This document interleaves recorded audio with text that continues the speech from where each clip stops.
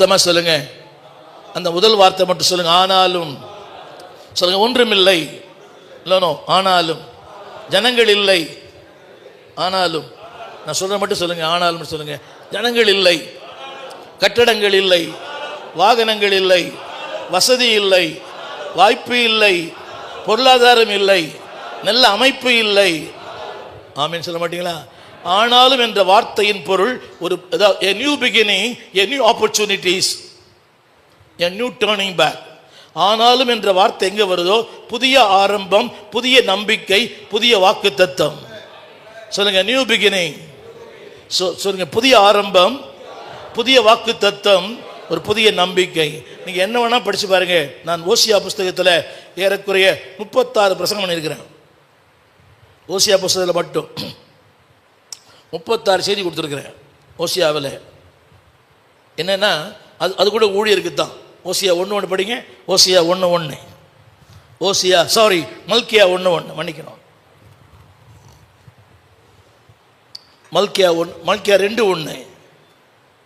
மல்கியா 2:1. மல்கியா 2:1. மல்கியா 2:1 பழைய ஏற்பாட்டினுடைய தீமோத்தேயு நிருபம். போதும். மல்கியா பழைய ஏற்பாட்டு 1 தீமோத்தேயு 2 தீமோத்தேயு. முடிந்தா செய்திகளை கேளுங்க. மல்கியாவிலிருந்து 36 பிரசங்கம் பண்ணியிருக்கிறேன் நான். அதில் நான் சொல்ல இந்த வார்த்தை ஏறக்குறைய 32 பாவங்களை தேவன் சொல்றார். ஒரு ஆசாரன் 32 பாவங்கள்,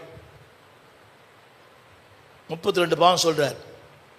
அர்ப்பணிப்பிலே தோல்வி, குடும்ப வாழ்க்கையிலே தோல்வி, ஊழியத்திலே தோல்வி, தரிசனத்திலே தோல்வி, கொடுப்பதிலே தோல்வி, பேச்சிலே தோல்வி, செயலே தோல்வி, அத்தனை சொல்லிட்டு 2 அதாவது 3:1 சொல்லுவாரு. ஆனாலும் 3:1 ஆனாலும் சொல்லுங்க எல்லாரும். இதுதான் வார்த்தை இருக்குதா? சாரி தம்பி. 4:1 ஆனாலும் எல்லாம் சொல்லுங்க. அதில் 32 பாவங்களை சொல்லிட்டு இல்லையா? 2ஆம் வசனம் 2 சொல்லுங்க. ஆனாலும் 32 பாவம். என்ன பாருங்க பாஸ்டர், சாரி நல்லா கவனிங்க. இவர் ஒரு நிமிஷம் சிஸ்டர். ஊழியத்தில் தோல்வி, தனிப்பட்ட வாழ்க்கையில் தோல்வி, சொந்த மனைவிக்கு துரோகம் பண்ணவர் இவர். கவனிங்க எல்லாரும். சொந்த மனைவிக்கு துரோகம் பண்ணவங்க. ஒன்று சொல்லட்டுமா? காணக்கூடாத ஒரு தவறு காணக்கூடிய தவறுக்கு நேராக வழி நடத்தும். சொல்லுவீங்களா? காணக்கூடாத ஒரு தவறு